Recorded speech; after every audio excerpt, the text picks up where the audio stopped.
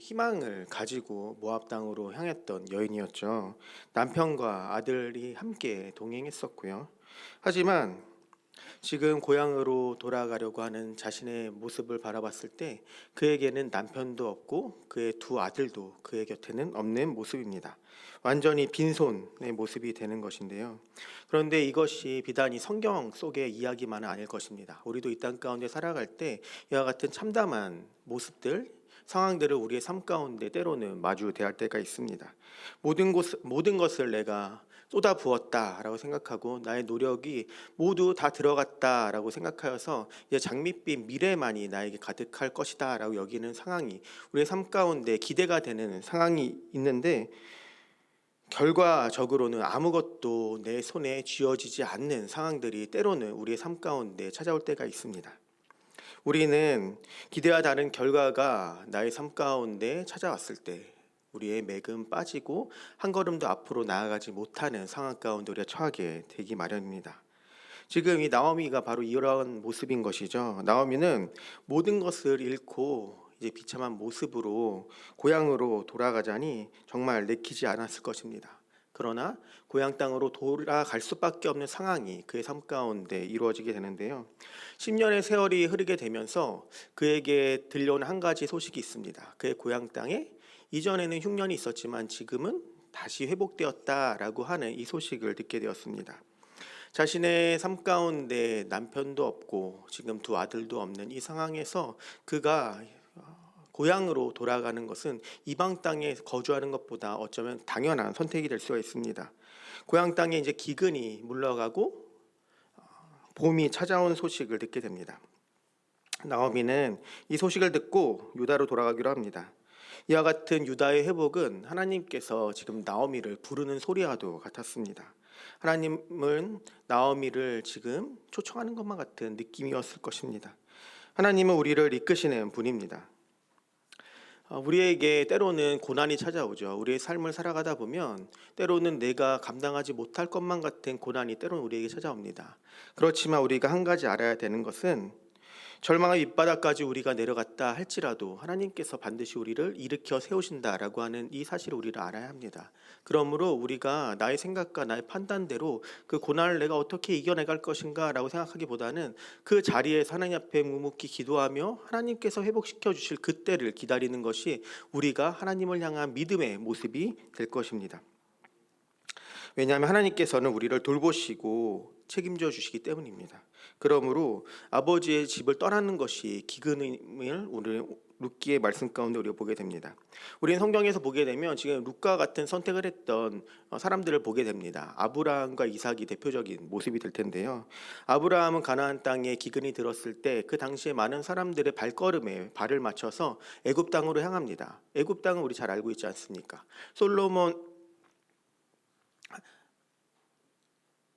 그 애굽 땅이 이전에 바울이 사역하던 시대에 로마의 식량의 70%를 공급할 만큼 애굽 땅은 풍족한 땅이었습니다. 그러니까 나일강 유역을 통하여서 가뭄과는 상관없이 언제나 풍년이 임했던 곳이 바로 이 애굽 땅이었던 것이죠. 그래서 많은 사람들은 가나안 땅에 흉년이 들면 자연스럽게 애굽으로 내려가는 게 그들의 발걸음이었습니다. 그렇지만 아브라함은 그곳에서 모든 가정 불화의 씨앗이었던 하갈을 데리고 올라오는 결과를 맞이하게 되죠.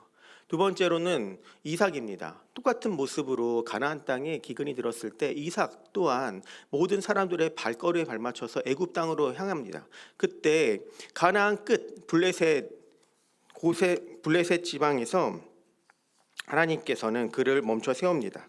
블레셋 그랄 땅에서 그를 멈춰 세운 하나님께서는 내가 멈추라고 한 우리 이곳 가운데서 너가 멈춤을 통하여서 내가 너에게 복을 내리겠다라고 하는 그 말씀의 순종함을 통하여서 그는 유목민족이었지만 이 블레셋 땅에서 그들의 문화 가운데 농사를 지는 상황에서도 하나님의 축복 가운데 100배나 되는 소출을 걷는 모습을 보게 됩니다.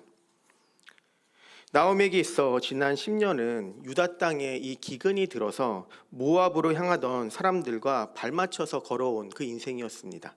그러나 그는 돌아가야 합니다. 하나님이 부르시는 곳이 있기 때문에 하나님께서 다시 돌이키라라고 하시는 그 땅이 있기 때문에 이 나오미는 반드시 돌아가야 합니다. 유다는 아버지의 집이고 바로 하나님의 집이기 때문에 하나님이 계신 그곳으로 지금 돌아가야 한다라고 하는 것이죠. 그러니까 모압에서의 10년간의 나오미의 생활은 마치 광야에서와 같은 그의 인생길이었던 것입니다. 이제 광야의 생활을 마치고 하나님의 임하시는 그 땅으로 돌아오라라고 말씀하시고 있습니다. 혹 우리는 나오미와 같은 삶의 모습으로 이 땅 가운데 살고 있지 않은가 한번 살펴볼 필요가 있습니다. 나오미 가족이 기근을 피해 모압 땅으로 내려갔듯이 내 삶 가운데 찾아오는 고난을 바라보면서 내 힘과 내 노력으로 그것을 충분히 이겨낼 수 있다라고 하며 살아가는 것이 혹시 우리의 모습이 아닐까라고 생각을 해야 합니다. 세상에 많은 사람들은 지금도 동일하게 자신의 앞에 닥치는 고난과 어려움들을 나의 힘과 노력으로 벗어나는 게 마땅한 모습입니다. 그들의 모습을 우리도 본받아서 우리도 나의 지식과 나의 그동안의 노하우들을 의지하면서 나에게 임하게 되는 이 어려움들을 혹시 내가 내 힘으로 해결해 나가는 것이 아닌가라고 하는 생각을 우리가 해야 합니다. 그렇지만 나를 책임져 주시고 나를 보호해 주시고 나를 인도해 나아가시는 하나님의 그 선하신 손길이 우리에게 여전함을 우리는 알고 늘 하나님 앞에 무릎으로 나아가는 게 우리의 어려움을 가장 빨리 해결하는 방법임을 우리가 알아야 합니다. 하나님께서 우리에게 주시는 이 고난들은 우리가 하나님을 더욱더 의지하게 하기 위한 도구일 뿐만 아니라 우리의 믿음을 더욱 자라게 하는 도구가 됩니다. 믿음이란 무엇입니까? 하나님이 우리를 책임져 주시는 분임을 온전히 우리가 신뢰하는 것이 우리의 믿음이 됩니다. 우리의 소망은 하나님이 우리를 끝까지 책임져 주실 것이다라고 하는 분명한 믿음 가운데 발생하게 되는 것이죠. 그러므로 우리가 고난과 어려움 가운데 있을 때 그것을 내 힘과 내 노력으로 벗어나려고 노력하기보다는 하나님이 나의 믿음의 연단을 위해 나에게 내려주신 고난이다라고 하면 우리는 그 자리에서 하나님께 시선을 맞추고 하나님께서 나에게 주시기 원하시는 이 연단이 무엇인가에 대해서 집중하여서 주님 앞에 더욱더 붙잡고 하나님 앞에 더 가까이 나아가야 하는 게 바로 우리의 모습이 되어야 할 것입니다. 고난은 고난으로 끝나지 않습니다. 이 고난의 길을 지나게 되면 우리의 믿음은 한 뼘 더 자라 있을 것이고 그것만으로도 우리에게 축복이 되어지게 될 것입니다. 우리 하나님께서 고난을 통하여 나에게 주실 그 축복이 사실은 하나님께서 나에게 선물로 주시는 것임을 알고 고난을 바라보는 우리의 시선이 바뀌어야 될 것입니다. 고난이 그대로의 고난으로의 모습으로 끝나는 것이 아니라 이것을 통하여서 나에게 주시기 원하시는 하나님의 선물의 모습을 우리가 한 자락 더욱더 집중하여 바라보기를 소망합니다. 하나님은 우리를 절망과 좌절을 통하여서 하나님을 붙잡게 하시며 하나님과 함께하는 훈련을 우리에게 명령하시는 것이죠. 룻기를 보다 보면 이것도 마찬가지입니다. 룻기도 희망이 희망으로 끝나는 것이 아니고요. 절망이 절망으로 끝나지 않습니다.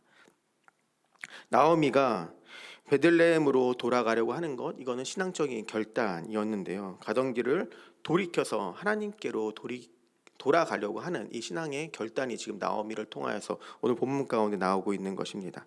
우리 성도님들이 돌아갈 곳은 어디입니까? 우리가 사실 지난 3년간의 코로나 시절을 지나면서 우리가 돌아가야 할 자리가 생겼습니다.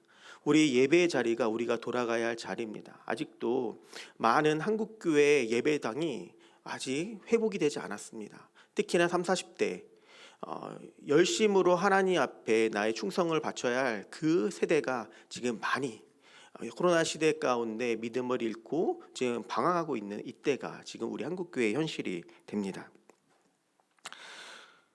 이 은혜의 자리, 하나님이 부르시는 그 자리가 우리에게 있습니다.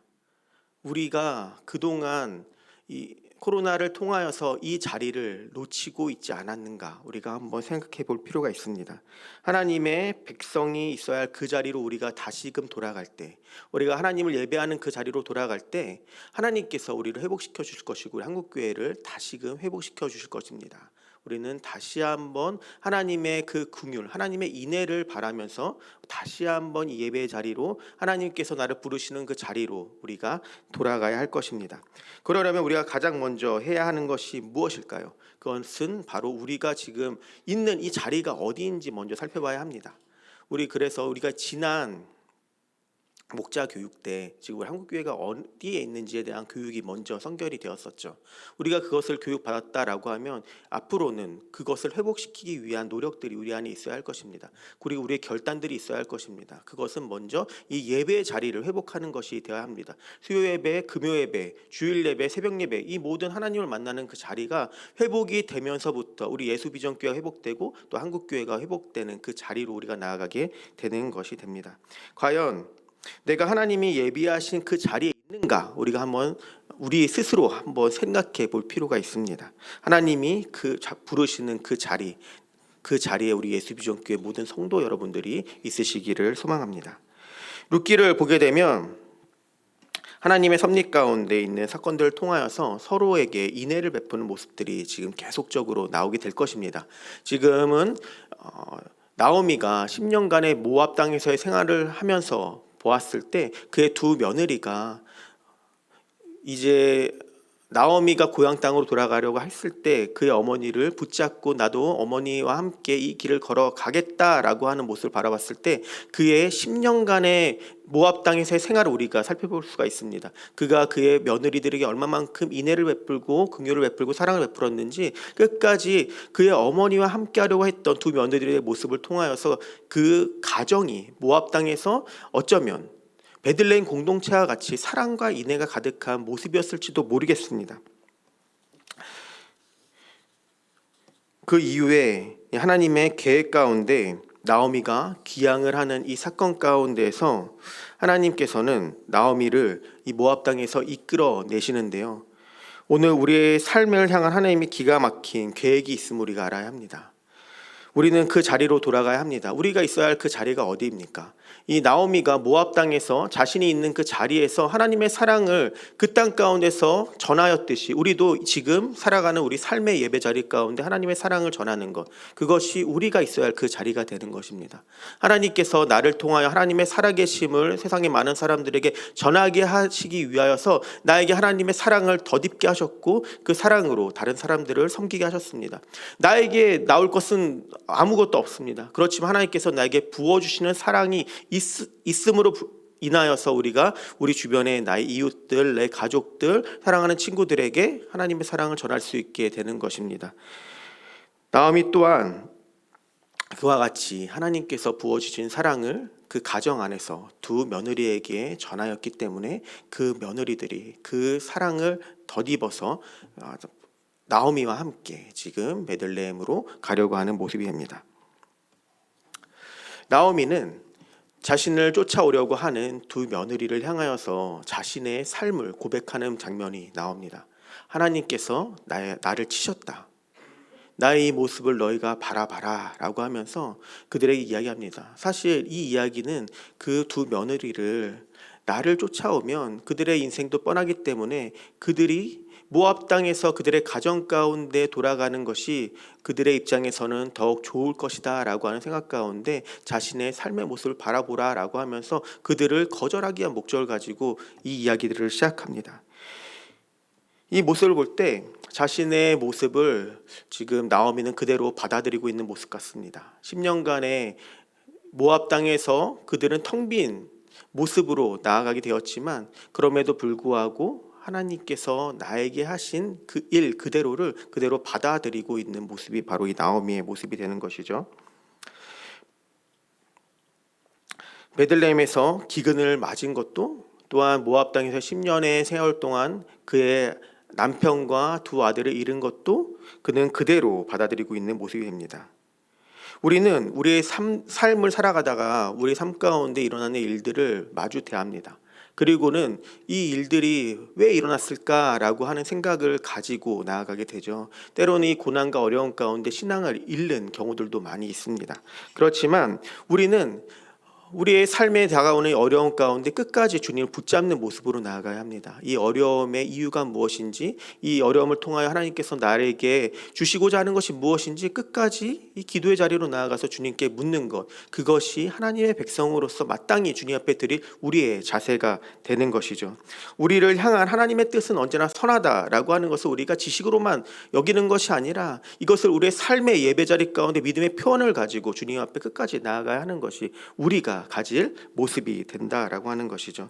하나님이 자신의 백성들을 사랑하시기 때문에 종종 그들의 믿음의 연단을 위하여서 매를 드시는 경우들이 있습니다. 우리를 당신의 자녀로 만드시기 위하여서 조금 더 단단한 신앙을 만들기 위하여서 하나님께서는 우리에게 어려움과 고난을 선포하시기도 한다라고 하는 것이죠. 이에 대한 우리의 반응은 어때야 합니까? 울더라도 우리는 하나님 앞에서 울어야 합니다. 하나님 앞에서 투정하고 하나님 앞에서 기도의 자리로 나아가서 하나님께 하나님의 뜻이 무엇인지 묻고 하나님을 끝까지 붙잡는 그 모습이 우리가 행할 하나님 앞에서의 모습이 됩니다. 투정을 부리든 원망하든 불평하든 하나님 앞에서의 모습으로 나아가야 하는 것, 하나님을 떠나지 않는 것, 그것이 우리의 모습이 되어야 된다라고 하는 것이죠. 여호와가 나를 치셨다라고 하는 나오미의 고백은 하나님 앞에 내 감정을 가감없이 내보이며 하나님 앞으로 나아가는 모습이 됩니다. 이제 모압 땅에서 다시금 하나님께서 그에게 허락하신 풍성함의 장소인 베들레헴으로 나아가면서 자신의 삶의 고백을 하고 있는 것이죠. 텅 빈 자신의 삶, 하나님이 나를 치신 그 삶을 그대로 받아들이는 이 믿음의 고백이 나를 치셨다라고 하는 이 고백 속에서 있게 되는 것입니다. 나오미에게 있어가지고 그의 현재 상황을 우리가 생각해 볼 때 그의 삶의 문들이 다 닫혀버린 듯한 모습이 됩니다. 지금 그가 의지할 것은 그 무엇도 없습니다. 그저 한 치 앞도 보이지 않는 절망만이 가득한 삶이 그의 모습이 됩니다. 그가 예루살렘 공동체로 돌아간다 할지라도 남편이 없고 자녀가 없는 그 누구도 의지할 수 없는 상황 가운데 그는 그 어디에서 음식을, 식량을 얻을 수 있을까요? 빌어먹거나 다른 사람들에게 구함을 통하여서 다른 사람들의 도움이 있어야지만 그가 식량을 얻어먹을 수 있는 현실이 베들레헴 공동체에 가서의 그의 모습이 됩니다. 우리도 이 땅을 살아갈 때 한 치 앞도 보이지 않는 막막한 상황들을 때로는 우리가 바라보게 되는데요. 문이 닫혀 있는 것만 같은 현실입니다. 아무리 그 문을 열고 이 현실을 벗어나려고 할지라도 그 문은 단단히 잠겨 있는 듯한 모습입니다. 그럼에도 불구하고 하나님은 우리의 삶을 향한 그분의 섭리, 하나님의 뜻을 계속하여서 연장해 나아가십니다. 우리가 지금 닫힌 문만을 바라보고 있을 때 하나님께서는 또 다른 문을 여시고 그곳으로 우리를 인도하시고 우리의 시선을 그곳에 두게 하십니다. 그러므로 우리는 그 닫힌 문만을 바라보며 그 자리에 주저앉아서 나의 삶을 한탄하고 하나님을 원망하기보다는 하나님께서 나의 삶을 위하여서 열어두신 그 문을 향하여서 지치고 힘들고 찢기고 상한 심정 그대로 무거운 발걸음 한 걸음 한 걸음을 그곳을 향하여서 우리가 내딛어야 할 것입니다. 그것이 우리의 믿음의 반응이고 하나님께서 우리에게 원하시는 삶의 예배의 자리의 모습이 될 것입니다. 제가 청년 시절에 많이 불렀던 찬양 중에요, 처음 이 가사를 들었을 때 그렇지, 이 찬양의 가사처럼 하나님께서 우리의 삶을 인도해 가시지라고 고백했던 찬양의 가사가 있습니다. 내 앞에 바다가 갈라지지 않으면 주가 나로 바다 위 걷게 하리 라고 하는 이 찬양의 가사인데요, 우리 성도 여러분들도 많이 지금 부르고 계신 찬양의 가사입니다. 이 찬양의 가사를 들으면서 이 홍해를 건너는 모습이 떠올랐고요. 또 하나는 베드로가 바다를 걷는 그 모습이 떠올랐습니다. 이전까지는 저는 각각의 모습으로 생각을 했었거든요.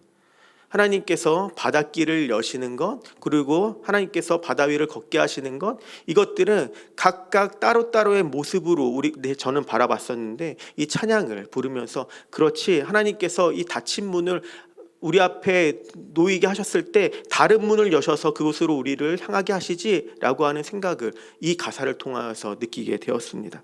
하나님께서는 이처럼 우리를 위하여서 그 삶의 문이 닫혔을 때 더 이상 우리가 탈출할 문이 없다 하는 그 상황 가운데서 하나님은 새로운 문을 만드시고 새로운 문을 여셔서 우리를 그곳으로 인도해 나가시는 분임을 우리는 알아야 합니다. 역전이란 우리 편에서 내가 행하는 능력을 통하여 이루는 것이 아니라 하나님 편에서 일으키시는 일에 대하여 내가 적극적으로 반응하며 주님의 말씀 가운데 순종할 때 일어나는 것임을 우리는 알아야 할 것입니다. 본문의 마지막 장면을 이제 보도록 하겠습니다. 나오미는 두 며느리들의 행복을 위하여서 그들을 자신의 집으로 지금 보내려고 하는 장면이 마지막 장면인데요. 이제 며느리들의 선택만이 남아 있습니다.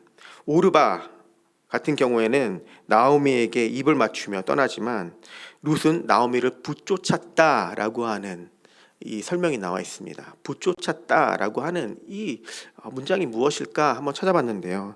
붙쫓다라고 하는 것은 두 가지 사물이 강하게 접착되어 있는 상태를 의미한다라고 합니다.